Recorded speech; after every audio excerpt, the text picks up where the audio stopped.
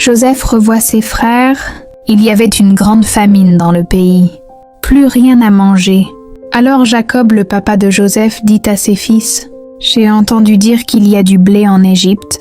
Allez-y et ramenez à manger. » 10 des frères partirent. Jacob garda Benjamin, le plus jeune, avec lui, car il avait peur de le perdre, comme il pensait avoir perdu Joseph. Quand les frères arrivèrent en Égypte, ils ne savaient pas que Joseph était devenu un grand chef là-bas. Ils se prosternèrent devant lui, sans le reconnaître. Mais Joseph, lui, les reconnut tout de suite. Il se rappela les rêves de son enfance, où ses frères s'inclinaient devant lui. Alors il leur parla sévèrement et fit semblant de ne pas les connaître. « Vous êtes des espions. Vous êtes venus pour espionner mon pays. » Les frères eurent peur. « Non, nous sommes juste 12 frères, venus pour acheter du blé.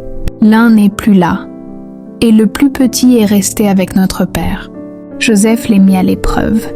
Il les envoya 3 jours en prison, puis leur dit « Laissez ici un de vos frères, et repartez avec du blé.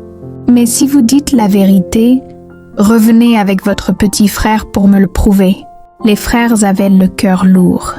Ils se disaient entre eux, « C'est sûrement parce que nous avons mal agi envers Joseph quand il était petit.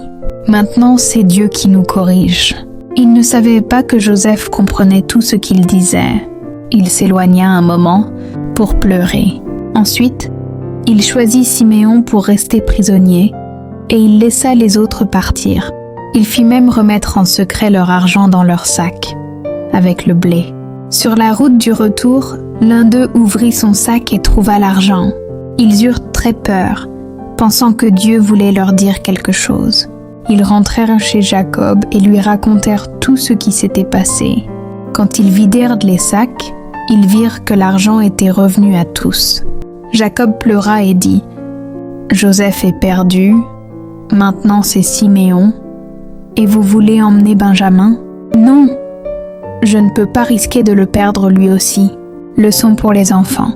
Même quand on a fait du mal, Dieu donne une chance de réparer. » Joseph aurait pu se venger, mais il choisit l'amour et la sagesse. Comme lui, apprenons à pardonner et à écouter notre cœur.